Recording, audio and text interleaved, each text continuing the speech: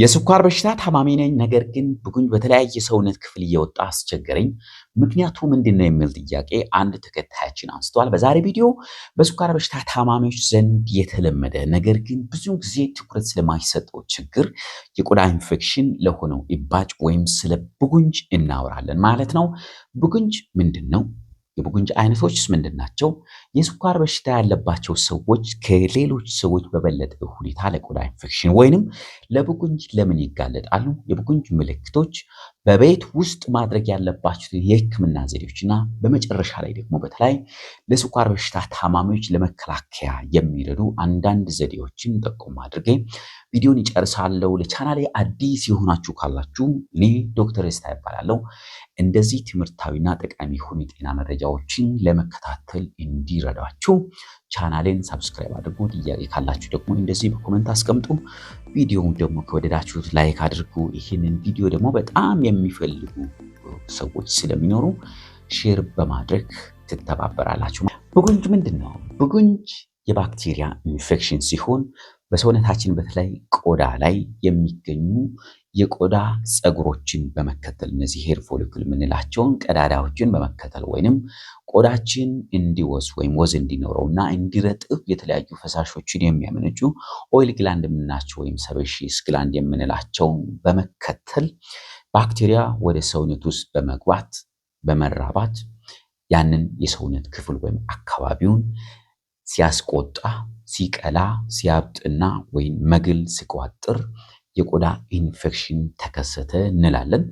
ይህ በእንግሊዝኛ አጠራር ፍረንክል ወይንም ከርበንክል ወይንም ሲስቲክ አብሰስ፣ ባይኖዲያል አብሰስ እየተባሉ የተለያዩ ስያሜዎች ይሰጣሉ ማለት ነው። በዚህን ጊዜ ብጉንጅ እያልን ልንጠራ እንችላለን ማለት ነው። ስኳር በሽታ ያለባቸው ሰዎች በበለጠ ሁኔታ ለብጉንጅ ወይም ለቆዳ ኢንፌክሽን የሚጋለጡበት ምክንያት ምንድነው? አንደኛ ከፍተኛ የደም ስኳር መጠን የቆዳን ወይም የተለያየ ሰውነት ክፍል በሽታ የመከላከል አቅምን ያዳክማል ማለት ነው። በዚህን ጊዜ ቆዳ ላይ የሚገኙ ባክቴሪያ ስታፊሎኮከስ አውሬስ የምንለው መጠኑ በመጨመር አሁን ያለውን ኢንፌክሽን ሊያስከትል ይችላል ማለት ነው። ሁለተኛው ደካማ የሆነ የደም ዝውውር። ይህ የደም ዝውውር በሚቀንስበት ጊዜ ወይም በሚደክምበት ጊዜ የአንድ ግለሰብ በሽታ የመከላከል አቅም እየወረደ ወይም እየቀነሰ ይሄዳል ማለት ነው። ምክንያቱም በሽታን የሚከላከሉ የተለያዩ ህዋሳት እና ሌሎች አስፈላጊ ነገሮች በደም ዝውውር ነው ወደ ሰውነት ክፍል የሚደርሱት ማለት ነው። ሶስተኛው በስኳር በሽታ ታማሚዎች በብዛት የሚከሰተው የቆዳ መድረቅና የነርቮች ጉዳት ነው። ቆዳ በሚደርቅበት ጊዜ የመሰንጠቅ ሁኔታዎች ይከሰታሉ። በአይን የማይታዩ ጥቃቅን የመሰንጠቅ ሁኔታዎች በሚኖርበት ጊዜ ባክቴሪያ በዛ በተሰነጠቀው ቆዳ ወደ ውስጥ የመግባትና የማደግ ሁኔታ ይከሰታል ማለት ነው። ሶስተኛው ይሄ ስታፊሎኮከስ ኦሬስ የምንለው ባክቴሪያ ከጤናማ ሰው በበለጠ ሁኔታ በስኳር በሽታ ታማሚዎች ቆዳ ላይ መጠኑ በብዛት የመታየት ሁኔታ አለ። ይህ ለኢንፌክሽን እንዲጋለጡ ሌላኛው ምክንያት ይሆናል ማለት ነው። ሌላኛው እንግዲህ እንደሚታወቀው ስኳር በሽታ ያለባቸው ሰዎች የሰውነት ይዘታቸው ከጤናማ ሰው ከፍ ያለ ሊሆን ይችላል። ውፍረት በሚኖርበት ጊዜ የተለያየ ቆዳ ፍትጊያና እርጥበት ሊከሰት ይችላል። በዚህ ጊዜ ደግሞ ለባክቴሪያ እድገት ጥሩ ሁኔታ ወይም ምቹ ሁኔታ እንዲፈጠር ምክንያት ሊሆን ይችላል ማለት ነው። ሌላው ደግሞ በተደጋጋሚ የሚከሰት የቆዳ ኢንፌክሽን፣ ከላይ በተጠቀሱ ምክንያቶች በተደጋጋሚ የቆዳ ኢንፌክሽን መከሰት ሁኔታ በስኳር በሽታ ታማሚዎች የቆዳ ኢንፌክሽን በተለይ ብጉንጅ በተለያየ ጊዜ እንዲከሰት ዋና ምክንያት ነው ማለት ነው። ብጉንጅ በሚከሰትበት ጊዜ ልብ ልትላቸው የሚገቡ ምልክቶች አሉ። ህመም ያለው እብጠት ሲጀምር በጣም አነስተኛ ሆና ልትጀምር ትችላለች፣ ግን በየጊዜው እየጨመረ በመሄድ መጠኑ መጨመር፣ አካባቢ ላይ ህመም መሰማት፣ ሙቀት መኖር፣ ትኩሳት እዛው አካባቢ ላይ ብቻ ሊሆን ይችላል፣ ሙሉ ሰውነትም ትኩሳት እንዲከሰት ምክንያት ሊሆን ይችላል።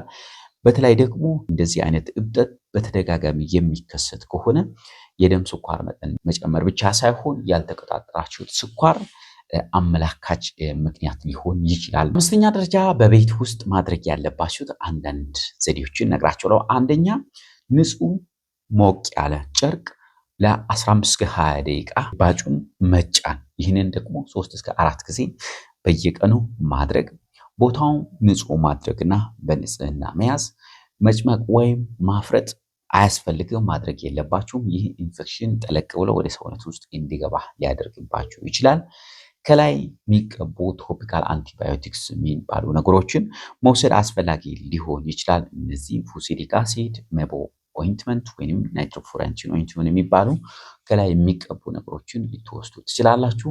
እባጩ ተለቅ ያለ ከሆነ እና የሚያማችሁ ከሆነ ባለሙያ አማክራችሁ ውስጥ ያለውን ፈሳሽ በመለስተኛ ቀዶ ጥገና እንዲያፈስ ማድረግ አስፈላጊ ሊሆን ይችላል። ስድስተኛ በአፍ የሚወሰዱ አንቲባዮቲኮች ሊያስፈልጉ ይችላሉ። በተለይ ከፍተኛ የሆነ ትኩሳት፣ ቅላት፣ ውፍረት መጨመር እና የቆዳ ኢንፌክሽን መጠኑ እየጨመረ ከሆነ ከርባንክል ወይም ሲስቲክ አብሰስ ወደምንለው ደረጃ እየደረሰ ከሆነ መጠቀም ሊኖርባችሁ ይችላል። በተደጋጋሚ ለሚከሰቱ እባጮች እንዲሁም ደግሞ በሽታ የመከላከል አቅም አነስ ላለባቸው ወይም ለደከመባቸው ሰዎች የሚዋጡ መድኃኒቶች አስፈላጊ ሊሆኑ ይችላሉ ማለት ነው።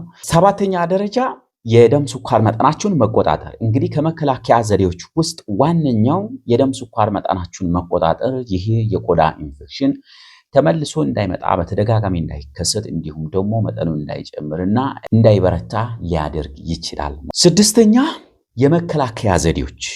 በአንደኛ ደረጃ ቅድም እንዳልኳችሁ የደም ስኳር መጠናችሁን በጥሩ ሁኔታ መቆጣጠር፣ ይሄ የቆዳ ኢንፌክሽን ተመላልሶ እንዳይከሰት ምክንያት ይሆናል ማለት ነው። የደም ስኳር መጠን ከፍ ብሎ ሲቆይ የከፍተኛ ኢንፌክሽን የመጋለጥ ሂደት ይኖራል።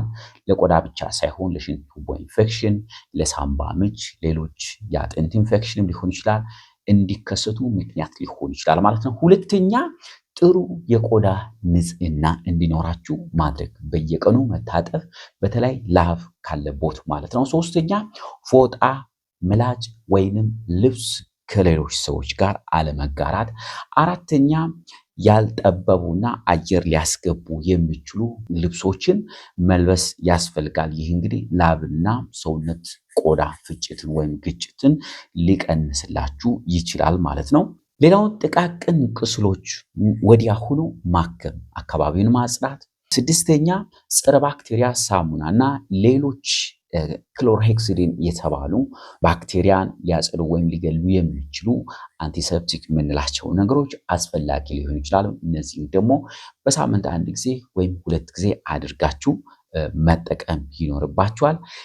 እንዲሁም በጠቅላላ በሽታ የመከላከል አቅማችሁ እንዲጠነክር እንዲበረታ የሚያደርጉ ሌሎች ጥንቃቄዎችን ማድረግ፣ በቂ እንቅልፍ መተኛት፣ የተመጣጠኑ ምግቦችን መውሰድ፣ የአካል ብቃት እንቅስቃሴ ማድረግ ይኖርባችኋል።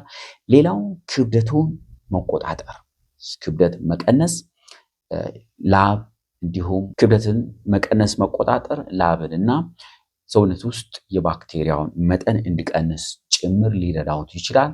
ሌላው የቆዳ ኢንፌክሽን ወይም ይሄ የቡጉንጅ ችግር እየተደጋገመ እጅግ በጣም ካስቸግሮት ከቆዳ ላይ ተወስዶ ወይም ከቁስል ላይ ተወስዶ የባክቴሪያውን በላቦራቶሪ በማሳደግ ለሱ የሚሆን ሕክምና ሊያስፈልግ ይችላል። በተለይ መርሳ የምንለው የቆዳ ባክቴሪያ አይነት ከታየ በተለምዶ ለሚሰጡ የበሽታ መከላከል ወይም የማስወገድ መድኃኒቶች ላይታዘዝ ስለሚችል፣ ለዚህ ደግሞ አስፈላጊ የሆኑ መድኃኒቶች ስለሚያስፈልጉ ወደዛ ደረጃ ድረስ ሊሄድ ይችላል።